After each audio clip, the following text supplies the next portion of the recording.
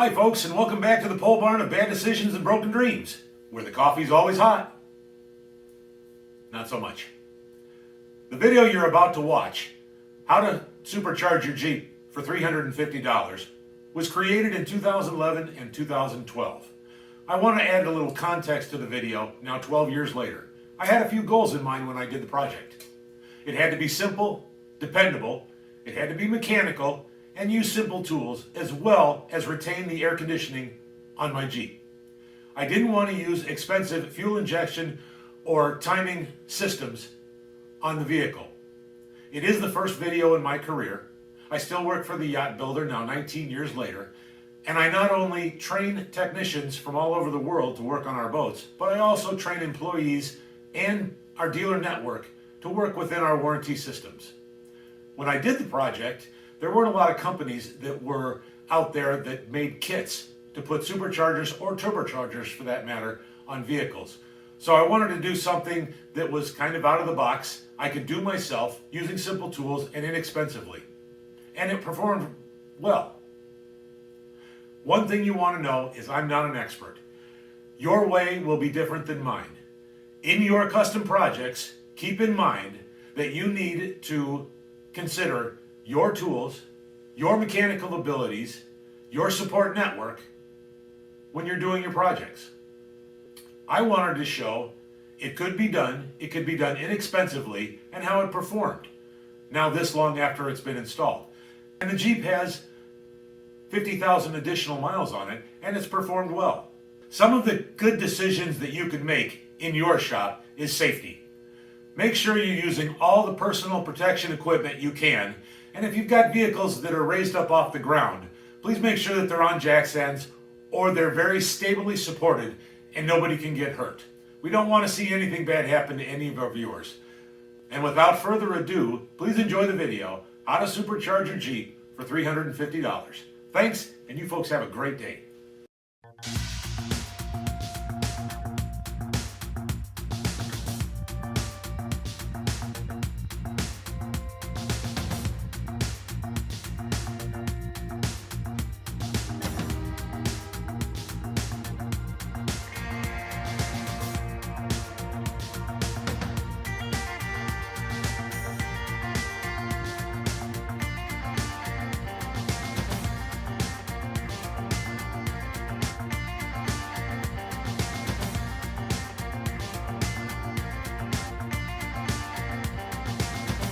Hello and welcome. My name is Brian Kane.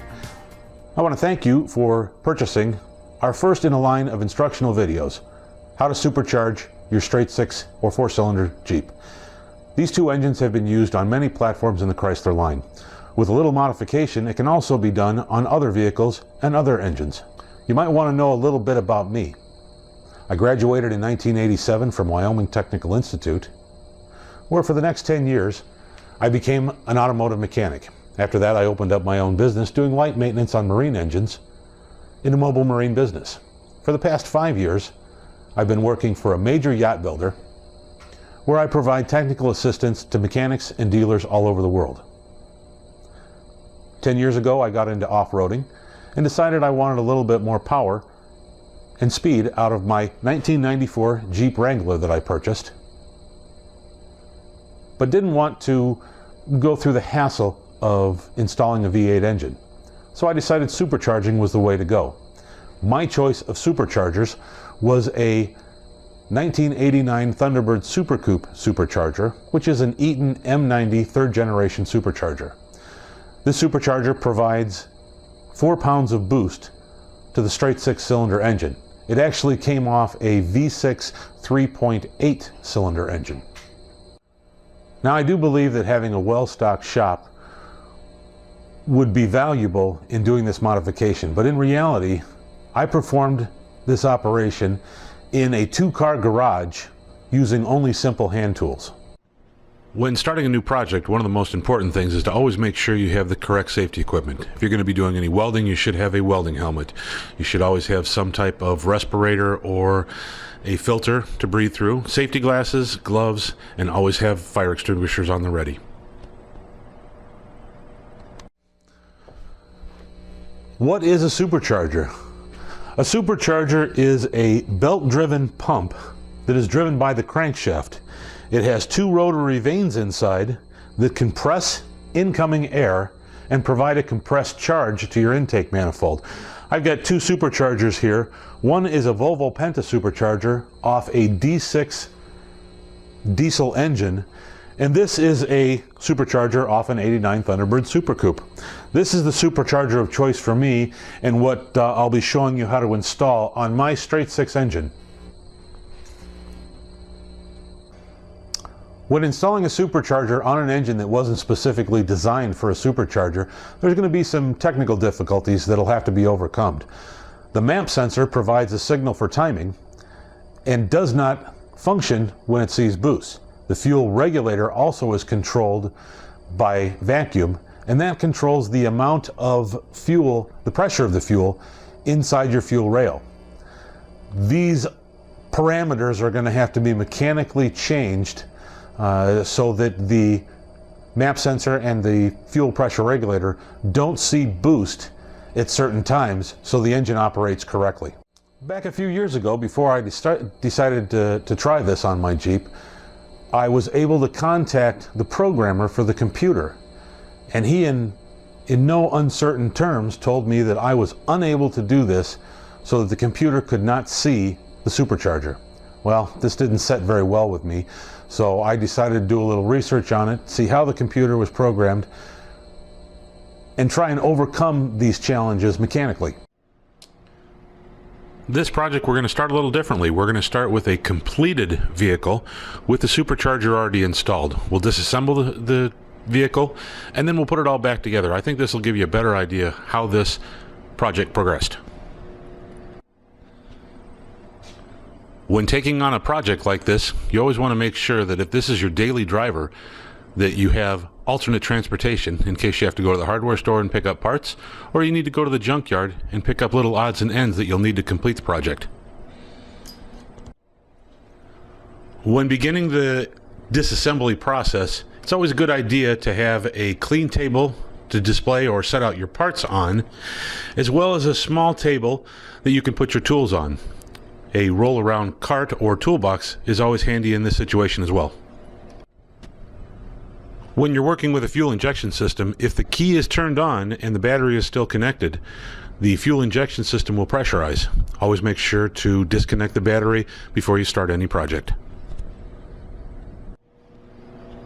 The first thing we'll be doing is removing the attaching hardware and the hoses and pipes from the supercharger to the intake manifold. When removing fuel lines, always remember to have a rag or a towel handy to sop up any fuel that may be in the pressurized fuel rail. Even after the fuel line has been disconnected, it's always a good idea to cap the fuel line off and secure it with a hose clamp. Always remember that bolts are not acceptable as caps in fuel lines because when you're away, the fuel can wick down the threads and leak out. After removing the top plate on the supercharger, we put some tape on it to make sure that no debris or stray bolts can get caught down inside. We've also put a old rag into the intake manifold so that nothing falls in there. Many projects have come to a halt because of a stray bolt that has fallen down into the wrong place. Next, we'll be removing the throttle body. This is the original throttle body from the 190 horsepower straight six engine that was mounted to the Ford Supercharger plumbing.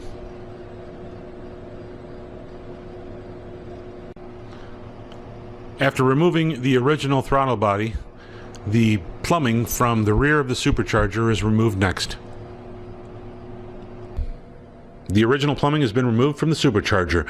Note the location of the vacuum actuator that controls the bypass valve for the supercharger.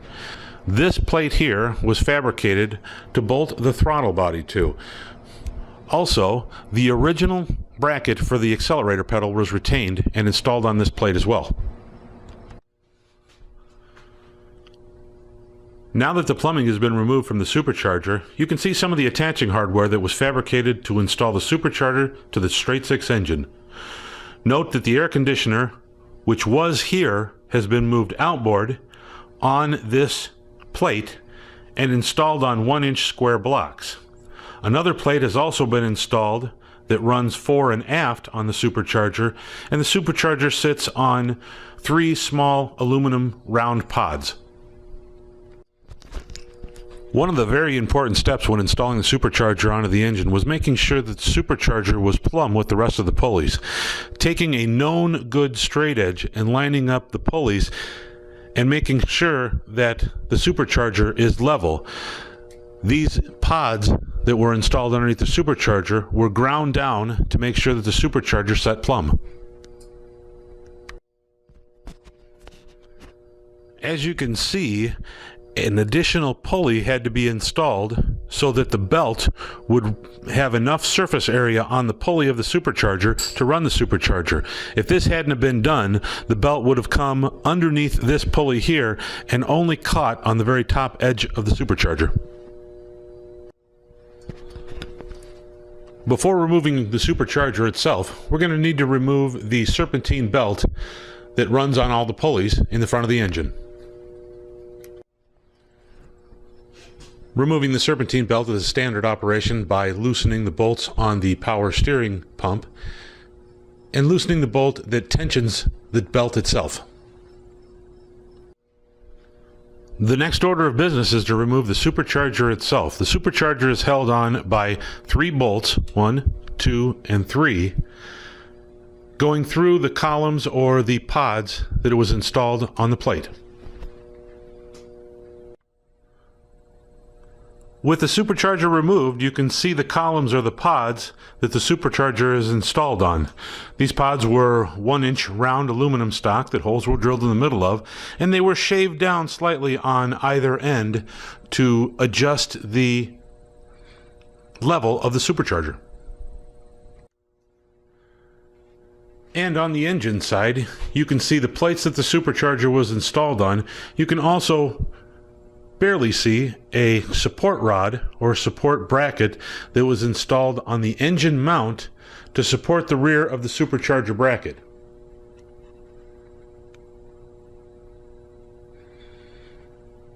After we panned out, you can get a better idea of the plates that have been installed. The next operation will be to remove the AC compressor, which was moved from its original location outboard and installed on the aluminum rectangular blocks. With the AC compressor now removed and set aside, you can see the rectangular blocks that the AC compressor set on and its original location, and an additional set of rectangular aluminum blocks that actually lifts the Supercharger up slightly for its mounting plate. You can also see the idler pulley bracket that was fabricated to lower the belt so it had better tension on the Supercharger pulley. Here we are looking down at the lower plate that the Supercharger was installed on top of. If we remove this plate, you see the bracket that we're talking about, that on any Jeep a Supercharger can be installed with the use of this aluminum bracket holding the alternator in place. Note that if you don't have an air conditioner on your Jeep, it makes it much easier. You don't have to go through the double plate process. You can install the Supercharger directly on top of the bracket. You will have to raise the Supercharger up slightly because you want to clear the distributor cap and wires. You can also see the bracket that was installed to support the back of the Supercharger, and it is attached to the engine motor mount down at the bottom. You can see with the equipment removed where the battery normally sits, the battery's been removed and it's been transferred to the back of the vehicle. And the relay and fuse box has been moved from its location from the battery bracket onto the firewall. The yellow hose you see is the hose that goes from the inlet side of the supercharger plumbing over to the brake booster to aid in braking. Unfortunately, the sheer power of the vacuum has collapsed the hose. A different product will have to be used so the collapse does not happen in the future. All of the parts have been removed and placed on the table for cleaning and reassembly. There's not a whole lot of parts that are involved in installing a supercharger on the straight 6 258. As you can see, the two simple plates that the supercharger installs on are very easy to make. It's just 1/4 inch flat stock, and it was cut with a sawzall. Additionally, the 4 rectangular square stock aluminum was very easy to cut with a sawzall and drill with a hand drill. Using the stock Ford plumbing with the supercharger was the easiest way to facilitate installing the supercharger onto the Jeep engine for me. This avoided having to manufacture or fabricate different plumbing and try and figure out a bypass valve system. The tubing used to go from the supercharger outlet to the intake manifold inlet was very simple to fabricate using aluminum tubing and welding it together. Note the fuel injector off an 80s Toyota. It's a cold start fuel injector, 12 volts on, 12 volts off, provides supplemental fuel. The supplemental fuel is controlled by a Hobbs pressure switch. The Hobbs pressure switch was purchased at Napa Auto Parts and is readily available. The Hobbs pressure switch is installed with one end at the intake manifold, and basically it's an electric pressure switch. Once the pressure in the intake manifold reaches 2 pounds, the pressure switch activates and provides 12 volt power to the cold start fuel injector. In the beginning, when I decided to put a supercharger on the 4.0 Jeep engine, I looked around for bolt-on kits that were available. Unfortunately, the kits that were available, I was unable to retain the stock air conditioner on the Jeep. It does get a little warm in Michigan. It can get up in the 90s and the 100s, so I wanted to have the ability to use the air conditioner because the Jeep was a daily driver. And on the trail, it's nice even on a hot day with the top off, if you can turn the air conditioner on, it can make the day a little bit more pleasant. So the first thing that we had to determine was where the supercharger was going to be located. The natural location of the, to install the supercharger on the engine was the alternator air conditioner bracket. The air conditioner would have to be relocated at that point, and the natural direction to relocate that air conditioner would be outboard of the engine. The air conditioner compressor is loosely placed in its original location. You can see that it'll need to be moved outboard so that the supercharger can be placed where it is sitting now. When I decided to move the air conditioner compressor outboard of the engine and use the AC alternator bracket to mount the supercharger, we had to devise some type of plate that would move that compressor outboard.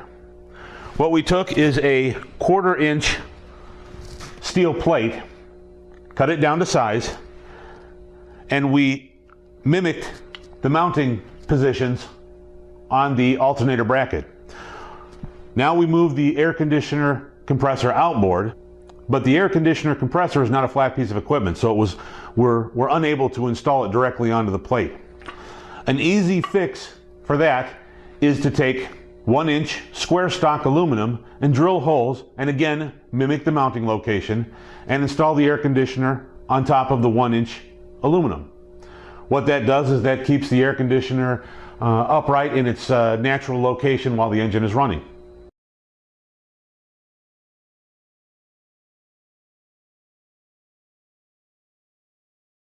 When installing a supercharger on the 6 or 4-cylinder engine, there are a couple of things that we need to understand. First of all, how the supercharger is going to operate on the engine and how the computer is going to react to that operation. Now in my setup, there are 3 phases of supercharger operation that I was mainly concerned with. First off being the low demand phase, which is you're at idle speed, you're cruising down the road. The second phase is the transition phase, which is the supercharger in transition from a low demand situation to our third phase, the high demand phase. The two one-way valve setup that I designed for my system was created so that the computer would not see boost. Neither the fuel pressure regulator or the map sensor were designed to read boost. In the case of the map sensor would send a false signal to the computer. The computer would adjust the pulse width on the fuel injectors incorrectly, most likely not providing the correct fuel for the engine.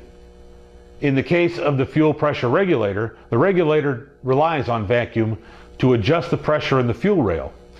If the fuel pressure regulator gets the wrong signal, you're going to have the wrong pressure in the fuel rail, and it's going to cause the same problem, not enough fuel for the engine. Here we have the two one-way valve setup that I designed for my system. There are two valves hooked in series. Our first valve, which is hooked to the intake manifold, which comes and tees off into our second valve, which is open to ambient barometric pressure, or it's basically open to air. And then this side of the two one-way valve setup is hooked up to your fuel pressure regulator or your map sensor. The valves that are used are standard vacuum one-way valves. The system was designed so the computer wouldn't see boost, so blocking that boost is easy with these little one-way valves. If you go down to the junkyard, you can pick up all kinds of vacuum parts for next to nothing. If the guys down at the junkyard charge you anything, it'll be $1 or $2 for a handful. The first operational phase that'll need to be controlled by the two one-way valve setup is the low demand phase. You're sitting at a stop sign idling. You're running down the highway at 60 miles an hour. Any situation where the engine RPMs are steady for an extended amount of time. Now in this situation, the bypass valve on the supercharger is bypassing the supercharger, and it is not creating boost to the engine. The engine is drawing vacuum into the intake manifold. The components that need vacuum can read vacuum at this time. Here we have vacuum going into the intake manifold. The first valve is going to be open. The second valve has closed itself off, and the other end connected to our component, our map sensor or our fuel regulator, can receive the correct signals for engine operation. The second operational phase that needs to be controlled by the two one-way valve setup is the transition phase, where the valves are transitioning from low demand to high demand. What's happening in the engine bay is that you've just stepped on the gas pedal. You're going to pass that car on the highway, you're going to climb that long hill off-road. So in the valve system, you've got pressure in the intake manifold, so it's going to close the first vacuum valve to block that pressure off. Now, if the second valve wasn't there, what would happen is you would trap a vacuum within the run to the map sensor. So we've added that second valve and put that small bleeder valve. That valve is still going to be closed because of the vacuum situation. The bleeder valve is going to bleed to barometric pressure, providing a signal of no vacuum to your map sensor and your fuel pressure regulator. In the case of the map sensor, no vacuum is going to mean lengthening the pulse width on the fuel injectors. And in the case of the fuel pressure regulator, it's going to increase fuel in your fuel rail. Which brings us to the third operational phase that the two one-way valve setup has to control. Boost phase. Now in the boost phase, it's basically what it says. The supercharger is providing boost. The valve is closed, same as the end of the transitional phase. Our vacuum has bled off in our vacuum line, providing the correct signal to the map sensor and the fuel pressure regulator. And our second valve has returned to a negative state. To better understand the operation of the supercharger on the straight six or the 4-cylinder engine, we should go over the two main operational phases, low demand and high demand. In the low demand operational phase, the supercharger is being bypassed by the bypass plumbing. The bypass plumbing has a bypass valve installed in it, and it is controlled by a vacuum actuator.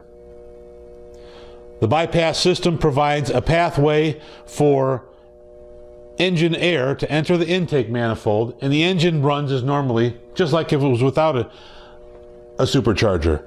The intake manifold is drawing vacuum in and giving correct vacuum readings to the fuel pressure regulator and the map sensor. Now, in the high demand situation, the supercharger is providing boost into the intake manifold. The lack of vacuum has closed the bypass system. The two one-way valve setup has blocked the boost from getting to the pressure regulator and the map sensor. Sourcing parts for the two one-way valve setup was very easy. The first valve here I picked up in a junkyard off a Ford vehicle, which has two exit ports and one entry port. The second valve was sourced at Napa Auto Parts and can be requested at any auto parts counter. Just ask for a one-way vacuum valve.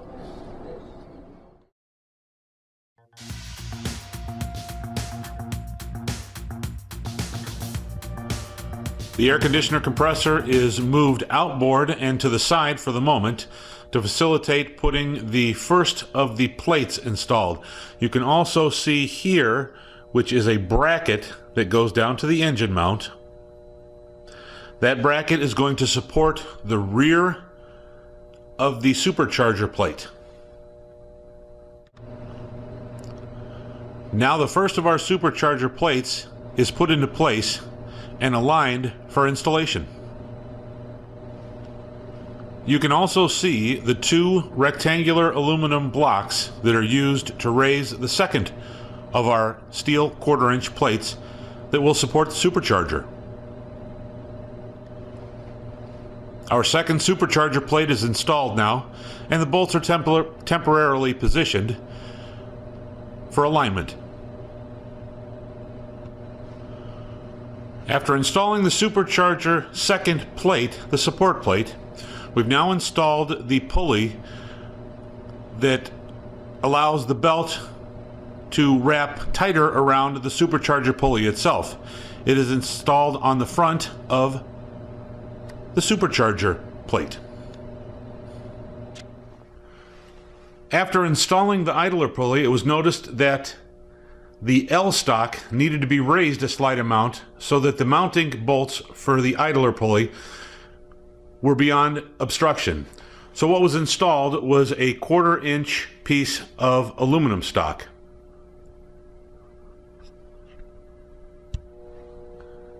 After installing the plates, the blocks, and the pulley needs to be checked for alignment and adjusted if necessary.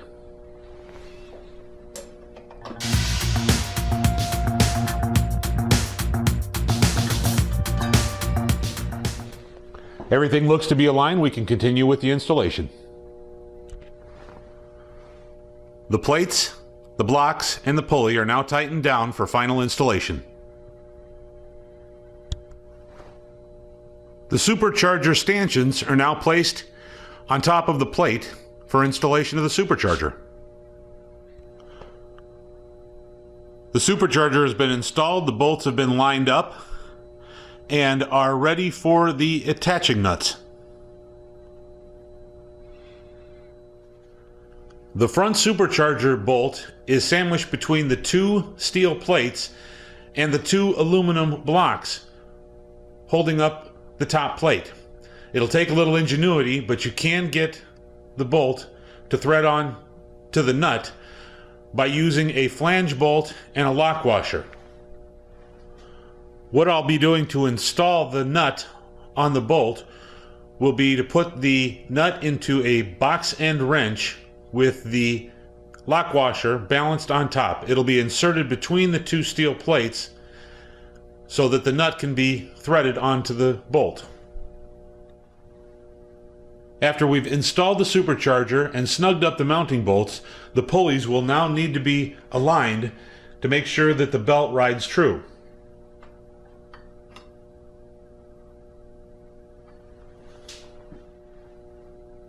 The air compressor stanchions or aluminum square blocks are now put into place for the AC compressor installation. The air conditioning compressor has now been installed, aligned, and final tightening down has been accomplished. We've changed the original mounting location for the battery. The battery has been moved to the rear of the vehicle. The fuse box that was originally mounted to the battery mounting bracket has now been removed and installed on the firewall. The next components to be installed will be the supercharger plumbing mounted to the rear of the supercharger. A small amount of silicone was applied to the back of the plumbing to facilitate a good seal between the plumbing and the supercharger. The supercharger plumbing has now been installed and we can work on the throttle body and the attaching bracketry. We have our original throttle cable bracket. It was trimmed down and installed on our third plate. The third plate will now be bolted with the throttle body to the inlet side of the supercharger. This is the crankcase ventilation system. It has been also removed and installed on the inlet side of the supercharger. Here's where I've installed the crankcase ventilation hose. Note the large diameter of the hose. Inside the hose, we've installed a reducer hose. If we weren't to do this, a large amount of vacuum from the inlet side of the supercharger would be introduced underneath the valve cover. Introducing a high volume of vacuum underneath the valve cover could cause excessive oil to be drawn into the supercharger and through the engine.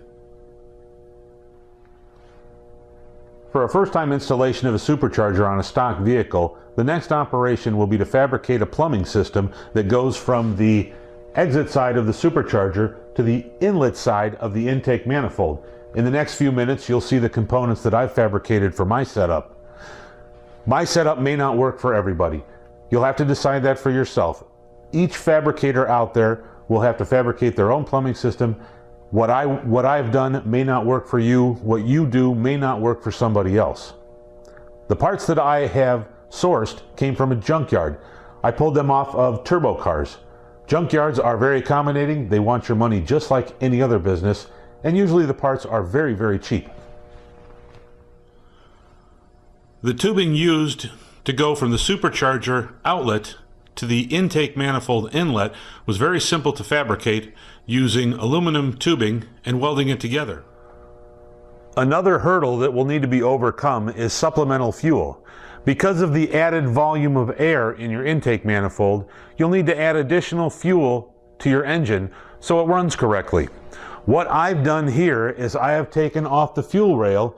This is actually a pressure port that you can test pressure on the fuel rail. What I've done is I have purchased a fitting from Napa Auto Parts and put a rubber hose on it. It will be attached to a cold start fuel injector from a 1989 Scirocco. This is a cold start fuel injector that is 12 volts on, it pumps fuel, off, it doesn't pump fuel. I've got that attached to a pressure switch, and when the intake manifold is pressurized to 2 pounds, the switch turns the fuel injector on and thus introduces my supplemental fuel.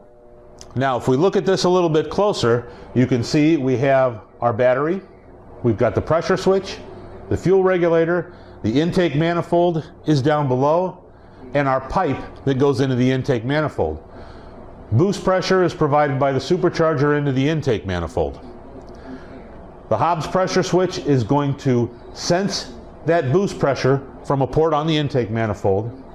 It's going to complete the electrical circuit, providing a ground to the fuel injector, the cold start Toyota 80s fuel injector, which is going to provide supplemental fuel to the intake manifold. Now, we get that supplemental fuel from the test port on the fuel rail for the fuel injection system. Although not the most precise or elegant method of introducing supplemental fuel, this was the simplest, most inexpensive method for me. I did toy with the idea of adding larger fuel injectors to the engine, but didn't want to deal with the extra fuel at low demand situations such as idle and cruise. I wanted the engine to work as efficiently as possible.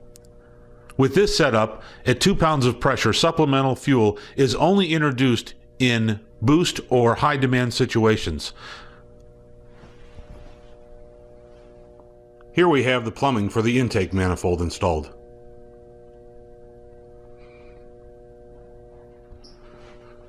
Next, we install the bypass valve plumbing. The bypass valve provides economy during low demand operation or cruising at highway speeds. And then the fuel line off the fuel rail to provide supplemental fuel at boost has now been connected to the supplemental fuel injector. We've now installed the piping that goes from the intake manifold to the top plate on the supercharger. The top plate has been installed. We've now installed our air filter. The serpentine belt has been routed onto the supercharger.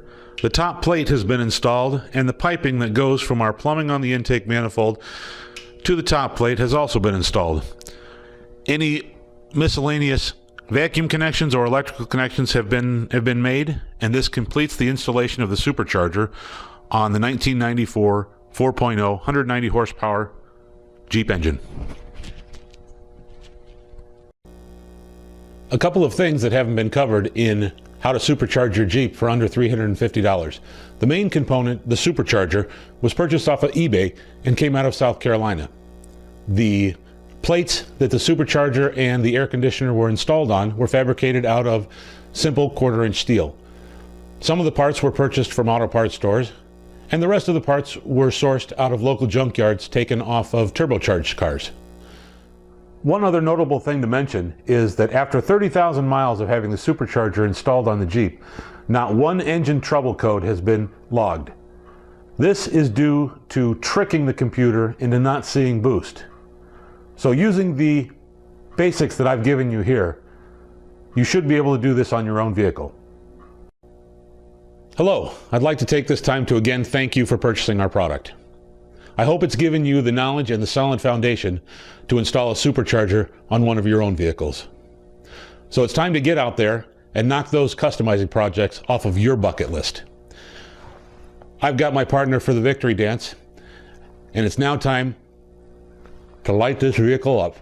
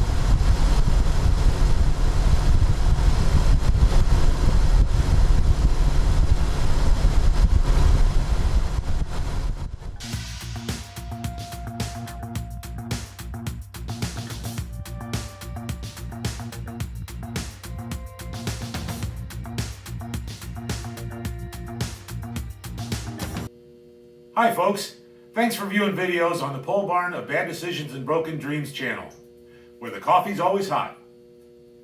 Maybe not so much. Hey, if you're enjoying the videos, please hit the like button and maybe subscribe if you'd like to see a few more. That always helps. So you guys have a great day and thank you.